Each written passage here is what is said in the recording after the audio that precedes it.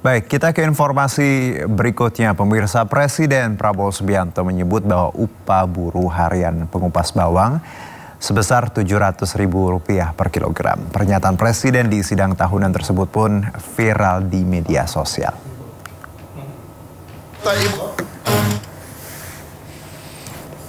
Itu Presiden Prabowo Subianto dalam sidang tahunan pada Jumat viral di media sosial. Dalam pidatonya, Prabowo memperkenalkan seorang buruh harian asal Bogor, Jawa Barat bernama Susana. Ia disebut sebagai buruh harian pengupas bawang yang mendapatkan upah sebesar Rp700.000 per kilogram. Mengupas bawang. Hari ini hadir bersama kita Ibu Susana dari Kabupaten Bogor. Ia bekerja sebagai buruh harian mengupas bawang dengan upah Rp700.000 per kilogram. Menteri Sekretaris Negara Prasetyo Hadi menanggapi pernyataan Presiden Prabowo terkait upah buruh harian pengupas bawang tersebut. Ia mengatakan belum bisa memberikan penjelasan secara rinci dan akan segera memverifikasi lebih lanjut terkait kebenaran data tersebut. Nanti kita cek ya kalau detailnya kita cek. Padahal harga bawang di pasar tradisional pada Agustus ini berkisar Rp35.000 hingga Rp40.000 per kilogram. Hingga kini publik pun masih mempertanyakan upah fantastis pengupas bawang tersebut. Tim Liputan iNews melaporkan. Kembali bersama kami, pemirsa, peringatan 21 tahun perdamaian Aceh di kawasan Masjid Raya Baitur Rahman, Banda Aceh, Sabtu pagi kemarin berakhir ricuh. Dalam peringatan tersebut, masyarakat Aceh mengikuti doa tolak bala dan zikir bersama.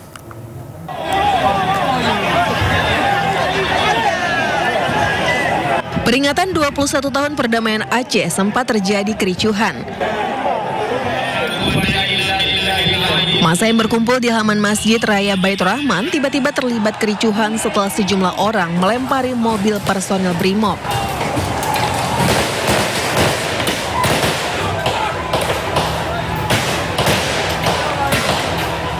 Polisi berupaya mengendalikan situasi dengan menembakkan gas air mata untuk membubarkan kerumunan.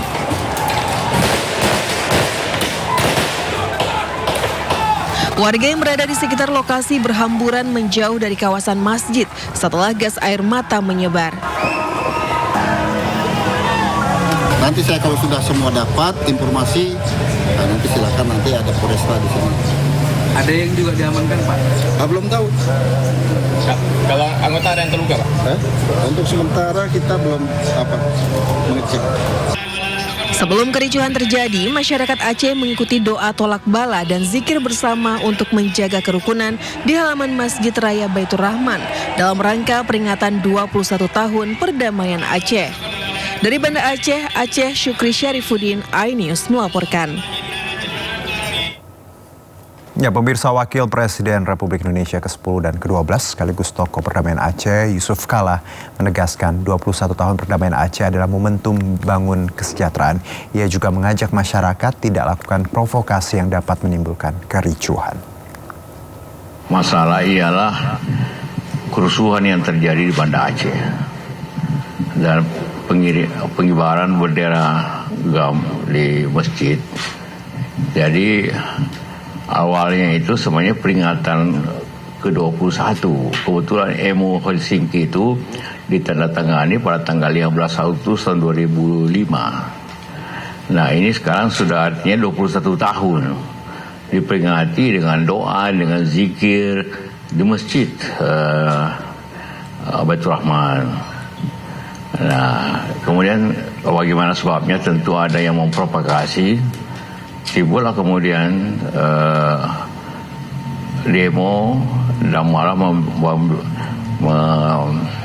mengganti bendera itu ke bendera merah putih yang disebarkan karena juga dalam rangka peringatan 17 Agustus di sana.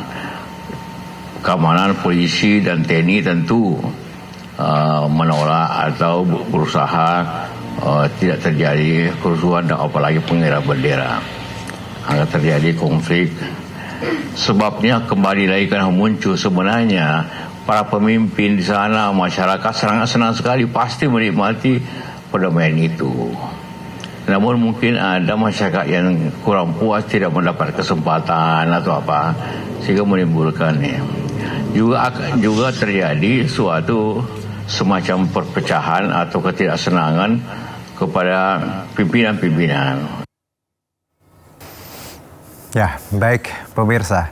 Presiden Republik Indonesia Prabowo Subianto menyatakan penghasilan ojek online naik 2 hingga 3 kali lipat setelah penetapan sistem bagi hasil baru antara aplikasi dan pengemudi ojol.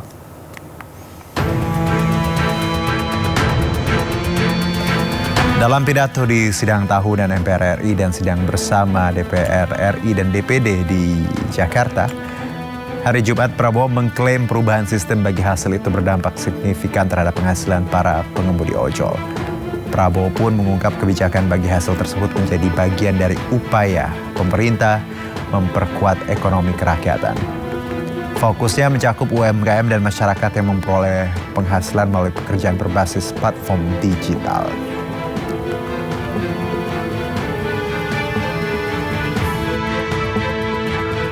Kekuatan ekonomi saya sebut ada di UMKM.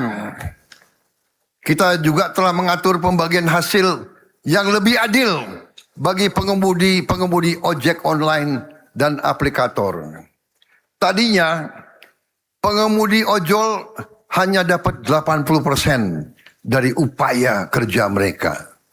Karena aplikator minta 20%. Tapi dengan rekomendasi pemerintah, saya nggak mau sebut intervensi, saya pakai istilah rekomendasi. Tapi sebetulnya ya agak intervensi juga itu. Para pengemudi sekarang mendapatkan 92% dari jerih payah mereka. Dan banyak pengemudi melaporkan penghasilan mereka naik signifikan. Ada yang naik 2 kali, bahkan ada yang mengatakan dia naik 3 kali. Nah, kalau tadi Pak Presiden sudah menyebutkan hal seperti itu, kita coba cek kira-kira benar nggak di lapangan, karena sejumlah pengemudi ojol mengaku pendapatan mereka tidak mengalami perubahan sama sekali. Sama aja sih, cuman nggak ada ini aja, cuman nggak ada.